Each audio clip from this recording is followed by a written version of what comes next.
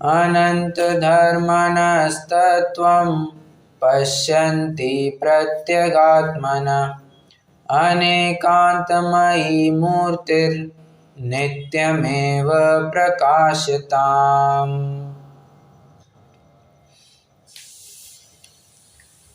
राजा भोज के जीवन की एक घटना है और उस घटना में वे अपने शयन कक्ष में, रात्रि का अर्धकाल चल रहा है, हो अर्धनिशा का सन्नाटा, वन में वनचारी चरते हो।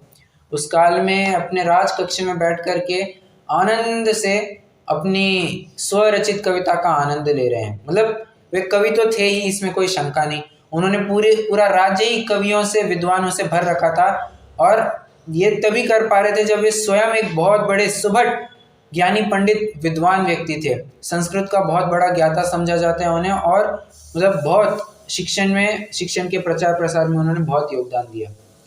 तो स्वयं की कविता एक बना रहे थे और उस कविता को मैं आपके साथ शेयर करता हूँ। नयों में कैसे घटित करना है ये मैं आपसे जानना चाहूँगा, ठीक है। चितो हरा युवतय सुहृदोनुकूला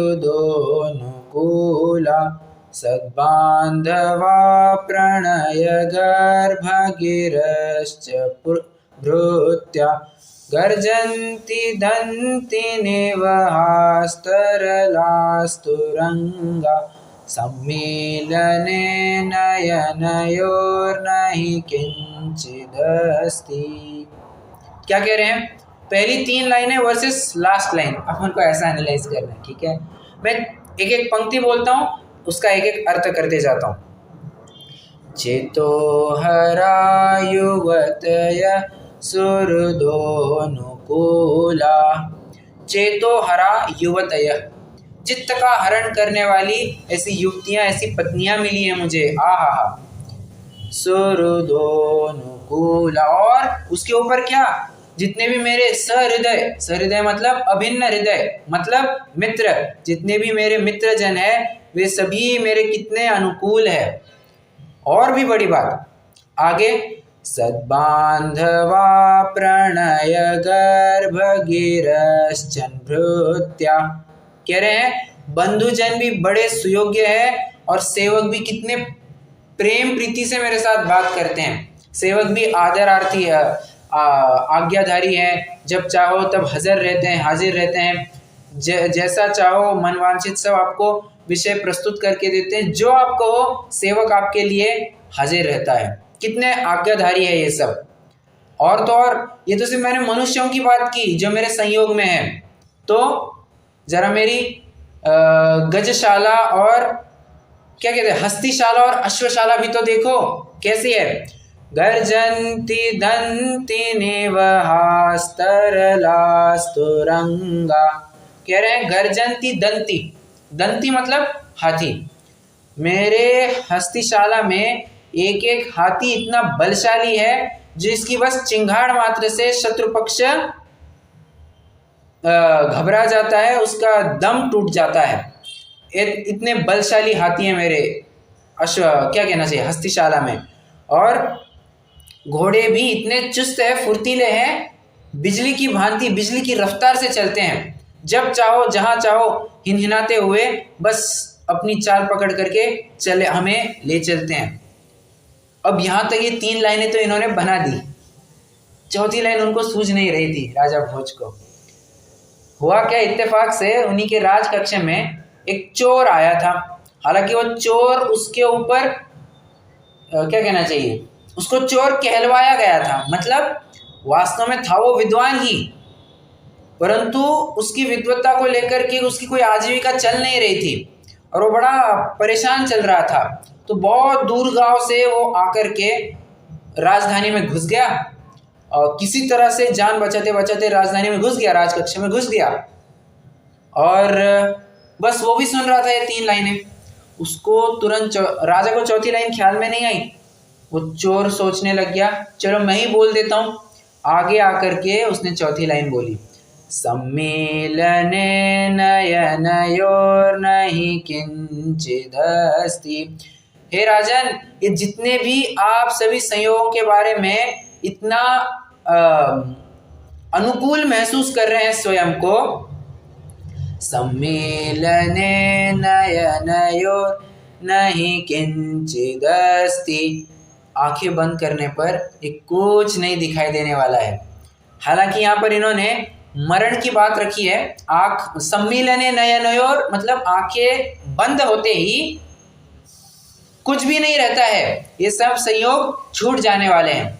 अपन यहाँ पर थोड़ा अलग अर्थ लेते हैं ना। सम्मीलने मतलब आंखें बंद कर दो, जो बाहर में दृष्टि दौड़ रही थी उस दृष्टि को बंद करके अंतर्दृष्टि जागृत करो, तो ये सब संयोग तुम्हें कुछ भी नहीं दिखाई देंगे।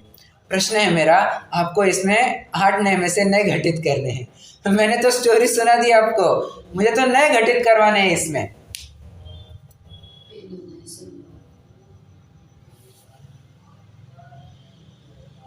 पहला नए से तो वो संयोग वगैरह सब आ जाएंगे बराबर। दूसरे नए में तो शरीर तो है ही है।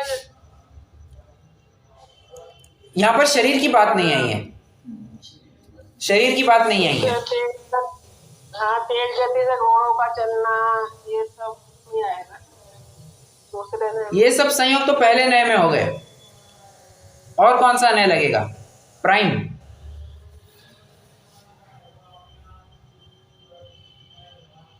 यहाँ पर डायरेक्ट 8वां नए पकड़ा दिया है, डायरेक्ट संयोगों से हटा करके, पर दृष्टि से हटा करके सीधी अंतर्दृष्टि करवाई है।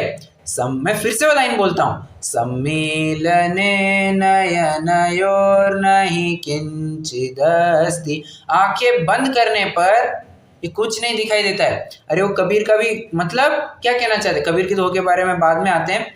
कहना इतना चाह रहे हैं कि बाहर में तुम सब संयोगों को देखते हो, उसमें एकत्व, ममत्व, कर्तृत्व, भोक्तृत्व सब प्रकार की बुद्धियां अपनाते हो, परंतु आज तक तुमने एक अलौकिक दृष्टि से इस विश्व को देखने की कोशिश ही नहीं की है। वो अलौकिक दृष्टि से क्या देखना है? अलौकिक दृष्टि पहले अंतर्दृष्टि है, और वही अंतर्दृष्टि तुम्हें लोकालोक की दृष्टि देने वाली है। समझ रहे हैं? कबीर का भी एक दोहा है इसी को लेकर के, आंख खोलो तो सपन दिखता है और आंख मूंदो तो अपन दिखता है। हाँ, बड़ी अटपटी बात सुन रही होगी आपने। क्या कहा? आंख खोलो तो सपन दिखता है और आंख मूंदो तो अपन दिखता है। उल्टा होना चाहिए था ना? कितने जनों को लग रहा है कि उल्टा होना चाहिए था?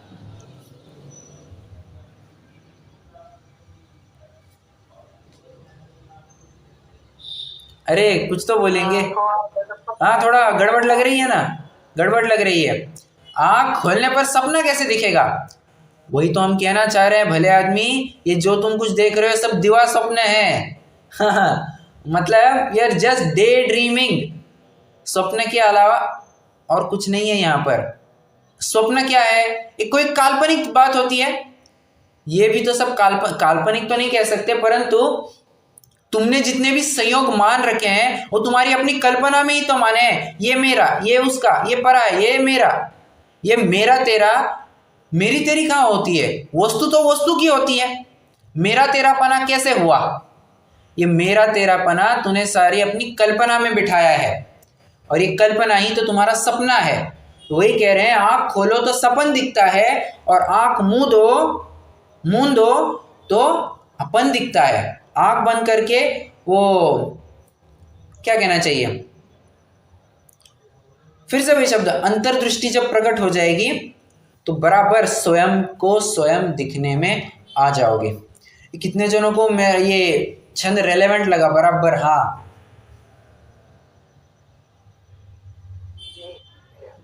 है, मतलब बराबर है। तो यहाँ पर पहला ने, और मैं तो एप्लीकेशन करवा रहा हूँ जी आपको, और चाहे तो आप इसमें से और थोड़ा चरणानी और थोड़ा अध्यात्म भी ले सकते हैं।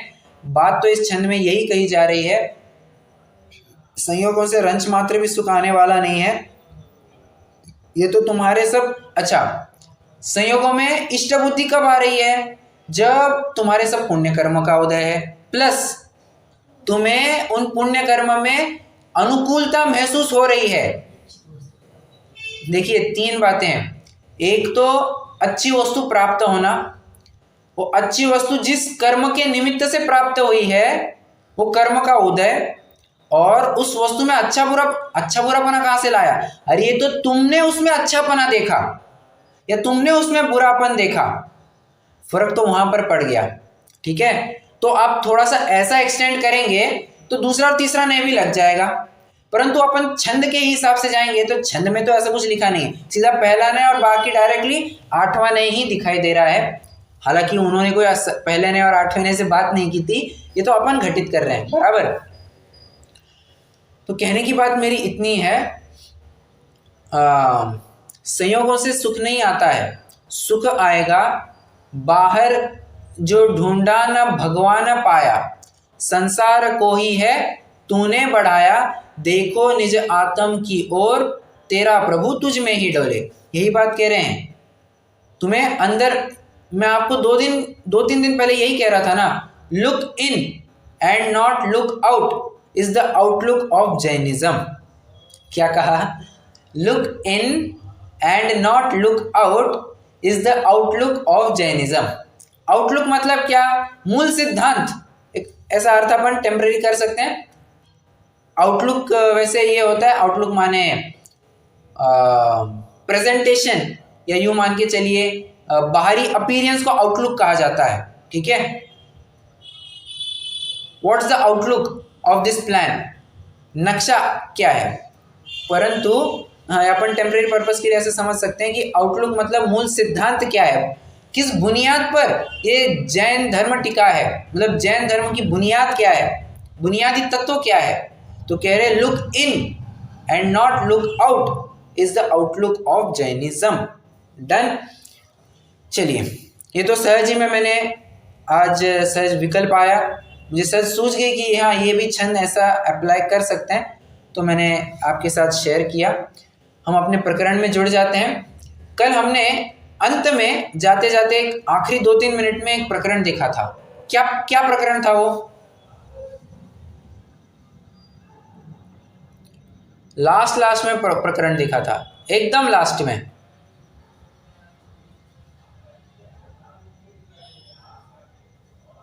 बोलेगा कोई?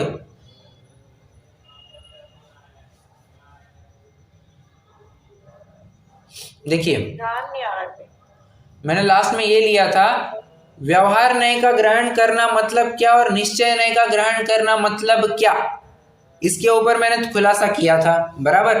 तो वहां पर क्या अर्थ बताया था? कोई बिना देखे कहेगा, कह सकता है?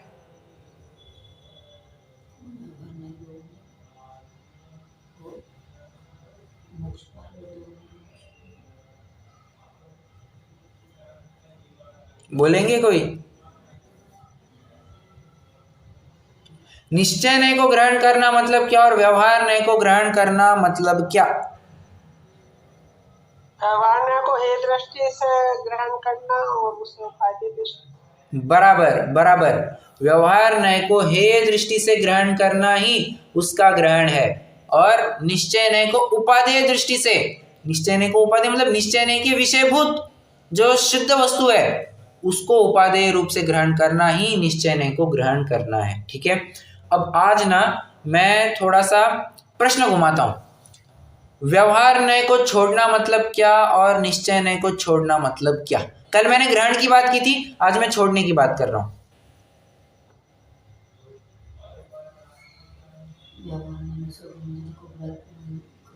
निश्चय नय के तो छोड़कर ही मोक्ष होगा ना, जब तक यदि हम उसको ग्रहण ही पकड़ कर तो नहीं जा सकते ना।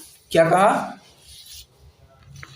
निश्चय नय को भी आखिर में छोड़ना ही पड़ता है ना जब मुक्त होते। निश्चय नय को छोड़ना मतलब निश्चय नय के विकल्प को छोड़ना, बराबर। विकल्प को छोड़ना, निश्चय नय को छोड़ना कहा तो निश्चय नय के विकल्प को छोड़ना, ऐसा अर्थ समझना है। और व्यवहार नय को छोड़ना, अरे जब निश्चय नय में प्रवृत्ति हुई थी, व्यवहार नय अपने आप छूट गया था, उसको छोड़ना नहीं पड़ा। क्या कहा? फिर से बच्चा बहुत धारदार कोई एक हथियार है उसके साथ खेल रहा है, अब वो हथियार हमें छुड़ाना है, तो क्या करना होगा? कोई एक अच्छी वस्तु उसके सामने रख दो, बोलो वो हथियार छोड़ेगा या सहज में छूट जाएगा? सहज में छूट जाएगा। बहुत दूर का उदाहरण हो गया, एक पास वाला उदाहरण देता हूँ।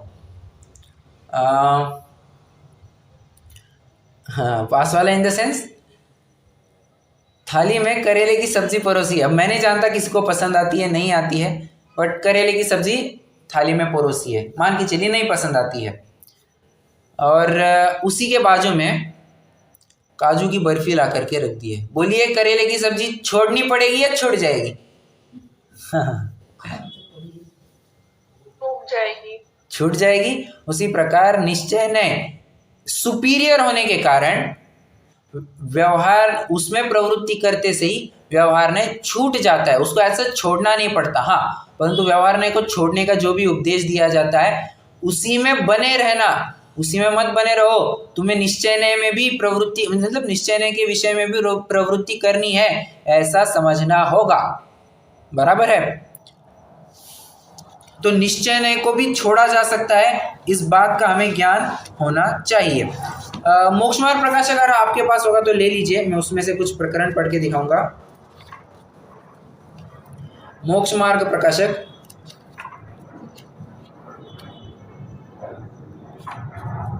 Page number 250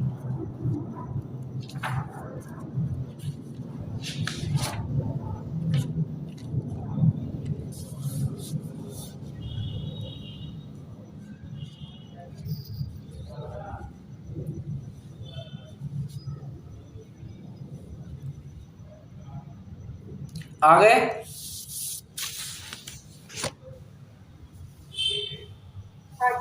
okay, second paragraph देखिए।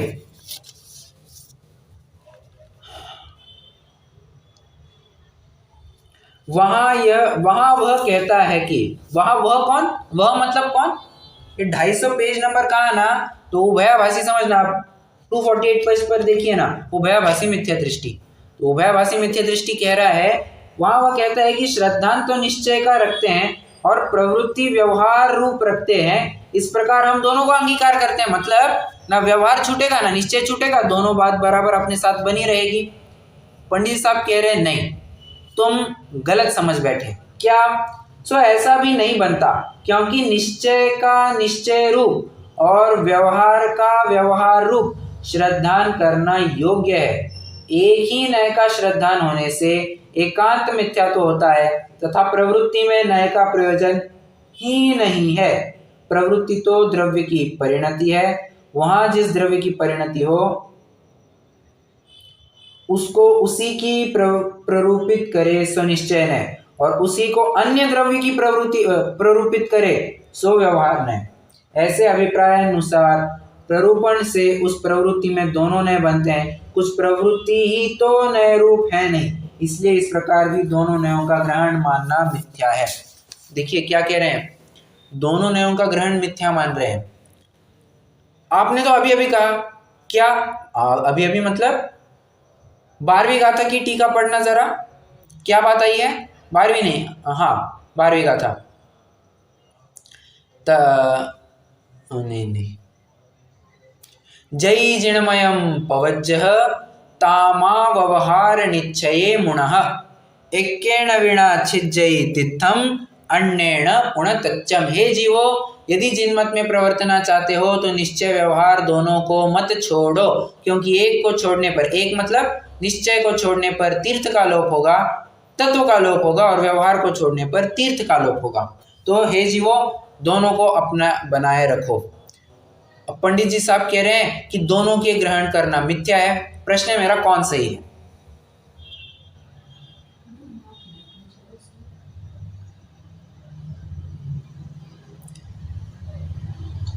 दोनों ही सही।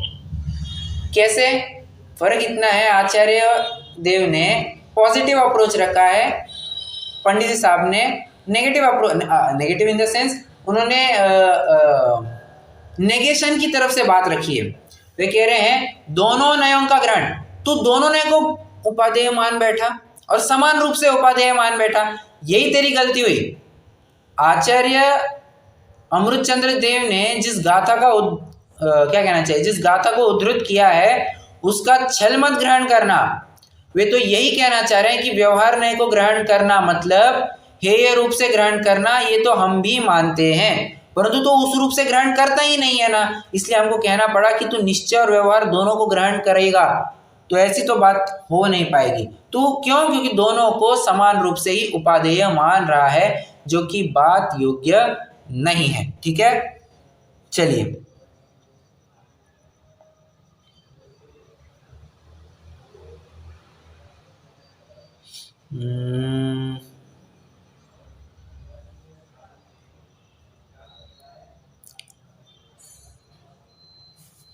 आइए पेज नंबर 251 पर आइए, एक और प्रकरण है।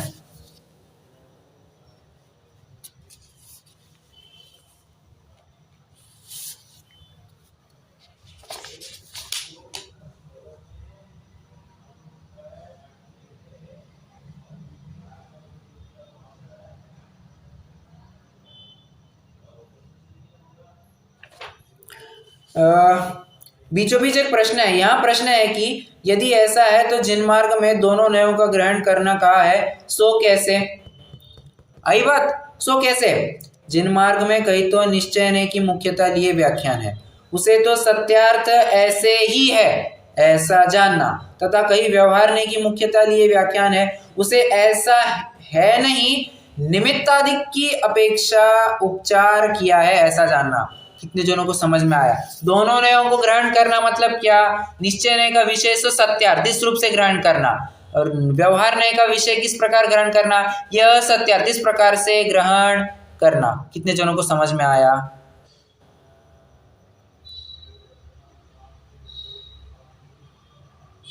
हाँ जी। Okay, done. इस प्रकार जानने का नाम ही दोनों न्यायों का ग्रहण है। आगे बात ग्रहण, तथा दोनों न्यायों के व्याख्यान को समान सत्यार्थ जानकर ऐसे भी है ऐसे भी है, इस प्रकार भ्रमरूप प्रवर्तने से तो दोनों न्यायों का ग्रहण करना नहीं कहा है। मतलब व्यवहार भी है, निश्चय भी है ना, दोनों को तुम्हें समान रूप से उपादेय नहीं जानना है, दोनों को समान रूप से ग्रहण नहीं करना है। ये बात तुम्हें ध्यान में आनी चाहिए। ठीक है, चलिए इसके बाद और बहुत सारा प्रकरण है, अपन वो तो अब नहीं पढ़ेंगे। कभी लगा तो पेज नंबर 252 पर भी एक थोड़ा प्रकरण है, वो बाद में पढ़ लेंगे।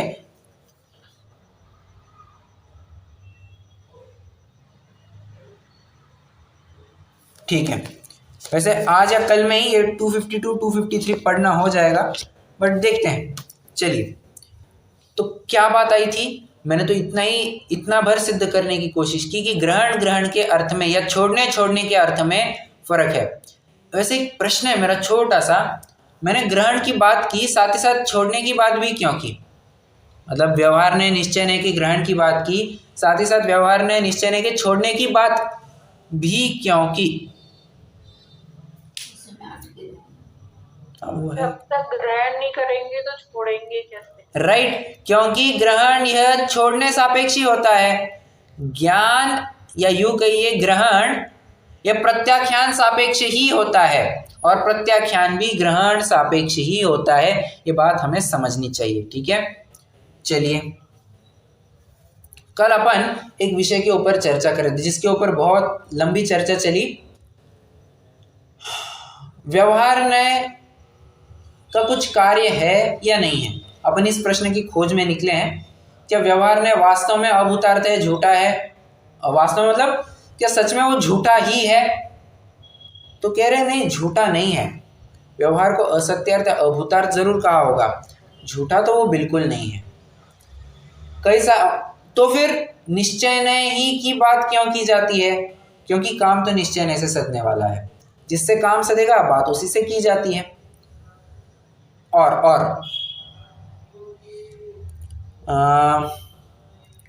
मैं एक बात कहते कहते रह गया।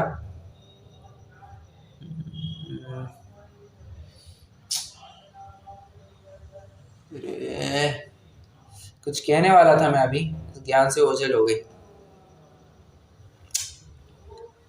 ठीक है, चलिए मतलब बात इतनी है कि निश्चय को अगर पकड़ना है तो व्यवहार को कहीं ना कहीं तुम्हें छोड़ना ही पड़ेगा।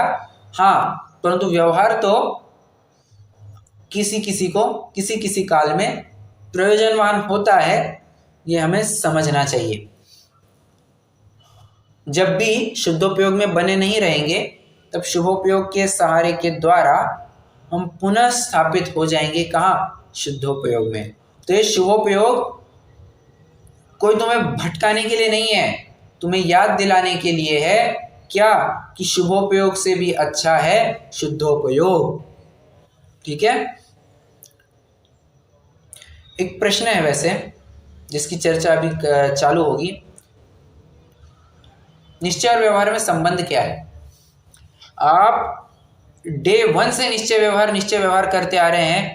पहले तो ये तो बताइए, निश्चय व्यवहार जिनकी आप चर्चा कर रहे हैं इनमें संबंध क्या है? What is the type of relation? जिस प्रकार इस शरीर और देह का एक क्षेत्राओं का संबंध होता है, या इनमें किसी न किसी प्रकार के कोई न्याय लगते हैं, तो ऐसा निश्चय और व्यवहार में कौन सा न्याय या कौन सा संबंध लगेगा? ये बात हम इसके ऊपर थोड़ी सी इसका विचार करते हैं। पहला है मित्र न्याय। कौन सा? मित्र न्याय। कैसे? निश्चय और व्यवहार मित्र भी है और अमित्र भी है। प्रश्न है मेरा, एक ही व्यक्ति हमारे लिए मित्र भी कैसे हो सकता है और शत्रु भी कैसे हो सकता है? बोलिए।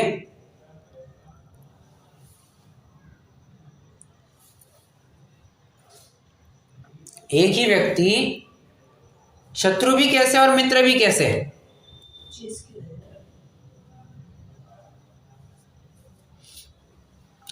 Just like a father and son, or you may say two best friends playing a game of chess. प्रश्न है, जब वे शतरंज खेल रहे हैं तो एक दूसरों के शत्रु है, एक दूसरों के मित्र है। सापेक्ष उत्तर देना। दोनों ही है। दोनों कैसे? वही तो मेरा सवाल है। वैसे तो वो मित्र हैं, लेकिन खेल रहे हैं तो हार जीत हो रही है तो... राइट।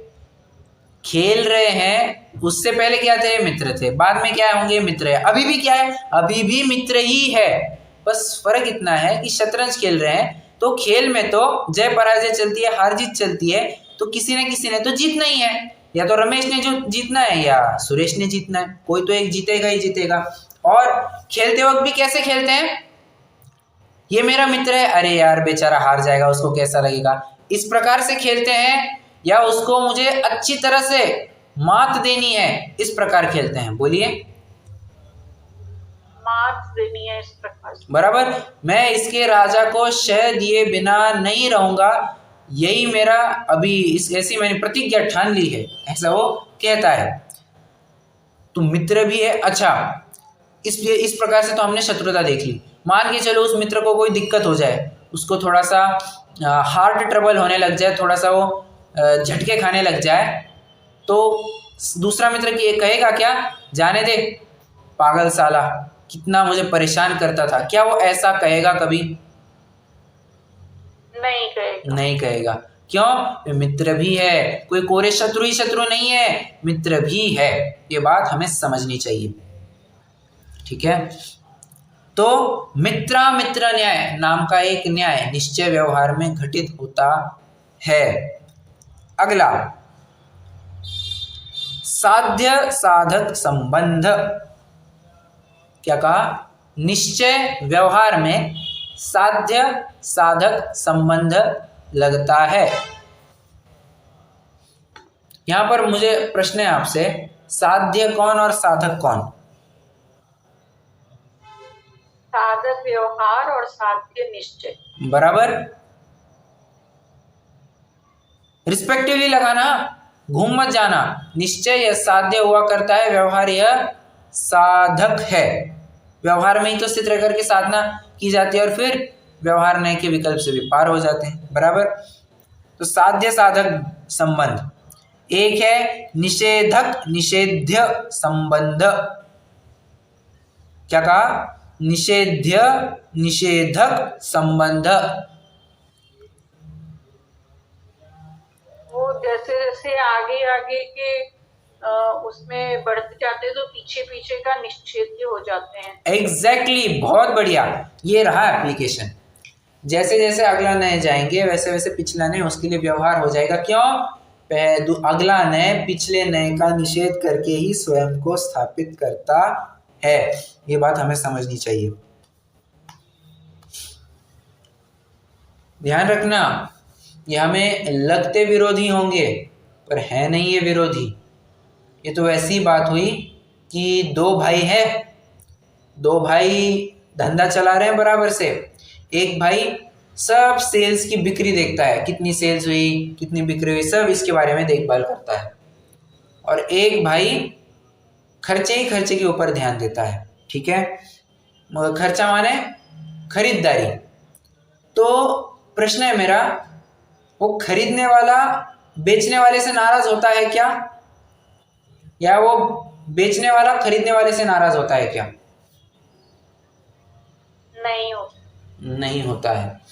क्यों? क्योंकि दोनों के अलग अलग काम डिवाइड। बराबर, दोनों के अलग अलग काम है। और इनफैक्ट ये माल भरेगा तभी तो जाकर के ये माल खाली कर सकेगा। मतलब बेचने के लिए खरीदा भी तो होना चाहिए। और कोई भाई ये नहीं सोच सकता कि मैं तो दिन भर मेहनत मशक्कर करके दुकान में माल भर रहा हूँ और ये माल बेचता है। और कोई दूसरा भाई नहीं कह सकता कि मैं तो माल बेचते जा रहा हूँ, ये मैं तो माल स्टॉक कंप्लीट करने में लगा हूँ, ये क्यों बीच में आया, ये क्यों बीच में आया। ऐसी बात चलती है। तो कह रहे हैं नहीं, ऐसी बात नहीं है, एक दूसरों के ये पूरक है।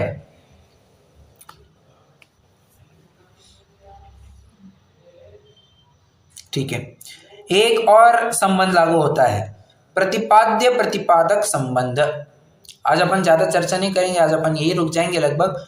पर मैं बस संबंधों के नाम बता दूं आपको।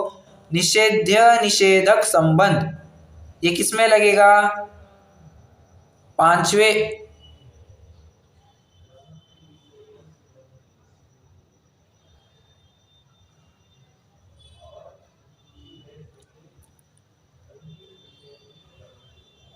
निषेध्य निषेधक संबंध हो गया, प्रतिपाद्य प्रतिपादक संबंध, द्योत्य द्योतक संबंध, द्योत्य द्योतक संबंध।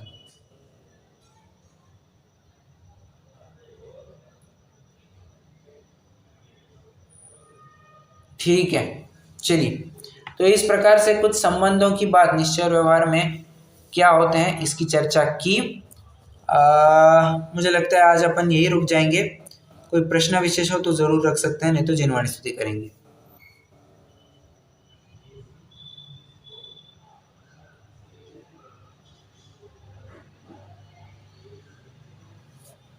नहीं है? ये जो अनेकांश स्याद्वाद बोलते हैं ये भी, ये कुछ अलग होता है, ये भी यही चीज होएगा? स्याद्वाद अनेकांत ये सिद्धांत हो गए, न ये उनको स्पष्ट करने की पद्धति हो गई। सिंपल, अंतर कुछ नहीं है। बराबर, ओके। चलिए रुकते हैं, जिनवाणी स्तुति करेंगे।